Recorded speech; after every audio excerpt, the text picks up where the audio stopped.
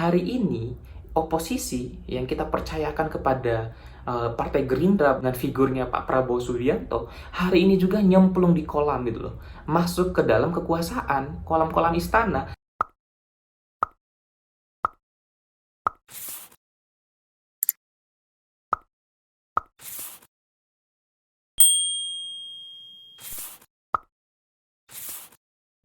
Halo, Assalamualaikum warahmatullahi wabarakatuh. Kembali lagi bersama Yusril Izam Hendra di channel YouTube Yusril Izam.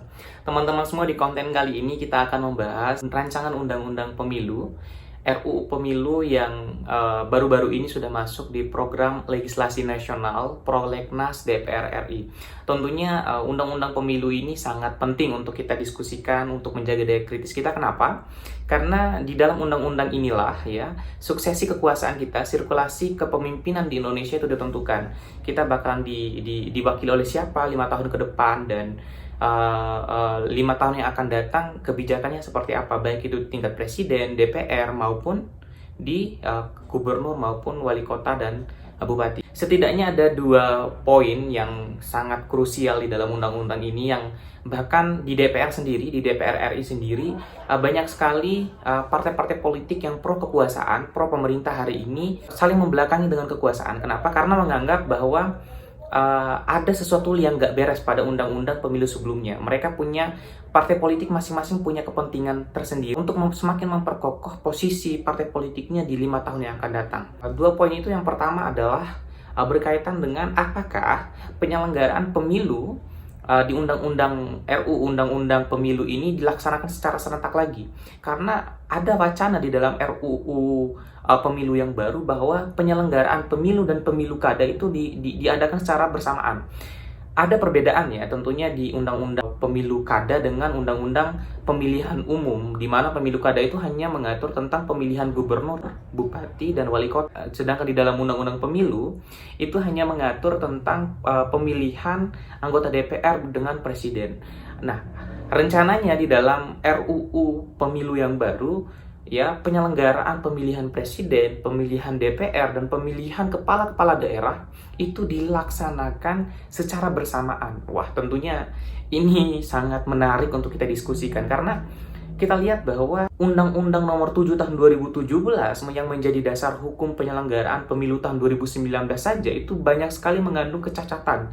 Bukan hanya kecacatan hukum, tetapi kecacatan sejarah ya, di mana pasca pemilu 2019 banyak sekali korban jiwa. Ya, ada ratusan petugas penyelenggara pemilu yang menjadi korban atau tumbal, ya, kasarnya seperti itu, tumbal dari penyelenggaraan pemilu kita akibat dari DPR bersama presiden untuk mendesain sebuah desain penyelenggaraan pemilu yang baik. Karena banyak sekali penyelenggara pemilu yang meninggal dunia karena kelelahan. Saya rasa sangat-sangat tidak bagus ya. Dan tentunya kesalahan itu, yang menurut saya itu sebuah kesalahan, itu jangan sampai terulang lagi. Karena tentunya penyelenggaraan pemilu ya yang baik itu bukan hanya menjadi berita duka, tetapi harus menjadi berita baik. Namanya saja penyelenggaraan pemilu adalah pesta demokrasi. Orang yang berpesta itu pasti kan euforia, senang, bahagia. Nggak ada orang yang berpesta itu sedih ya. 2019 ya, pesta demokrasi kita bergelinang air mata ya, karena banyak sekali keluarga-keluarga korban yang meninggal dunia. Dan di undang-undang yang akan datang, ya di RUU yang akan datang, kita harapkan tidak banyak korban jiwa yang diakibatkan oleh undang-undang itu. Makanya kita perlu kritisi apabila ada inisiatif dari DPR untuk melakukan penyelenggaraan pemilu secara serentak ya, antara DPR, presiden, dan pemilihan kepala daerah. Karena ketika penyelenggaraan pemilu itu diadakan secara serentak, secara keseluruhan, maka beban kerjanya ini loh, beban kerja dari penyelenggara pemilu itu semakin besar. Kita, ya mungkin orang-orang di atas sana, pejabat-pejabat, ya udah tinggal nunggu hasilnya saja. Tetapi orang-orang yang menjadi penyelenggara pemilu di bawah sana ya, masyarakat-masyarakat di bawah itu begadang sampai malam, ganti malam lagi, sampai 2-3 hari begadang karena untuk menjalani tanggung jawab mereka. Nah, itu harus juga dipikirkan. Kejadian-kejadian itu, peristiwa-peristiwa itu harus diakumulasikan oleh kekuasaan sebagai sesuatu hal yang harus diperhatikan. Karena substansi hukum itu tidak boleh bertentangan dengan peri kemanusiaan. Jadi hukum yang dibuat di dalam RUU Pemilu itu harus berperi kemanusiaan gitu loh. Selanjutnya, poin kedua itu berkaitan dengan ambang batas pencalonan presiden. Kita tahu bahwa ambang batas pencalonan presiden kita itu ada di angka 20%. Itu sangat besar ya, besar sekali dibandingkan dengan negara-negara lain. Berbeda dengan Amerika Serikat. Kalau Amerika Serikat kan hanya 2 partai politik ya, so nggak masalah kalau hanya ada 2 calon presiden. Tapi Indonesia itu menganut sistem multipartai. Kita mengamini adanya banyak partai politik. Nah, ambang batas 20% ini tidak mencerminkan rasa keadilan terhadap partai-partai kecil. Sehingga ya yang selalu survive di dalam penyelenggaraan pemilu itu hanya partai-partai besar, Gerindra, PDIP, ya partai-partai kecil yang baru-baru ada di permukaan ya nggak punya harapan untuk mencalonkan presiden gitu loh.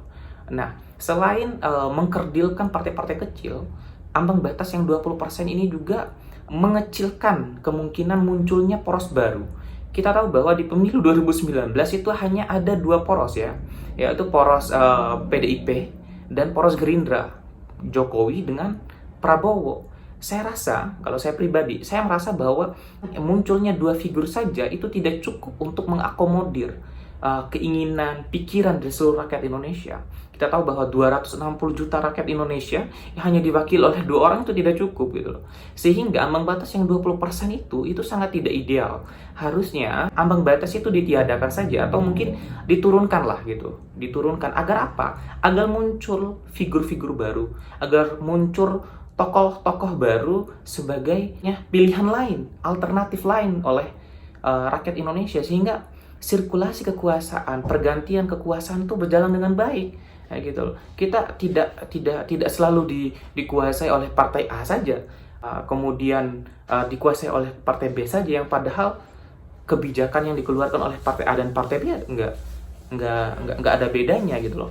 Kemudian dampak buruk dari ambang batas yang 20% ini teman-teman, kita tahu bahwa sekarang tidak ada oposisi.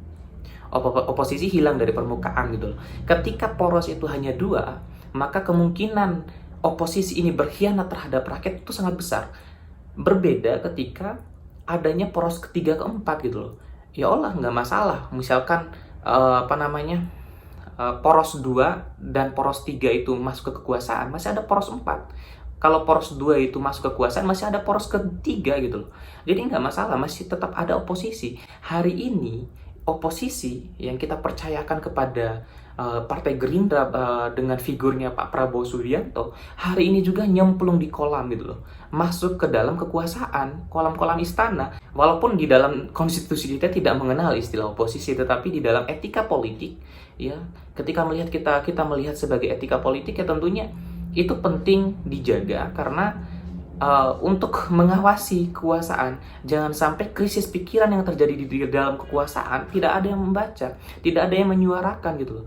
Sehingga apa? Ya anak-anak muda, milenial yang melihat masalah yang ada di bangsanya tidak punya corong, tidak punya speaker untuk mereka sampaikan gitu loh. Mereka kehilangan corong untuk menyuarakan itu semua. Nah, corong itu harusnya diambil oleh oposisi.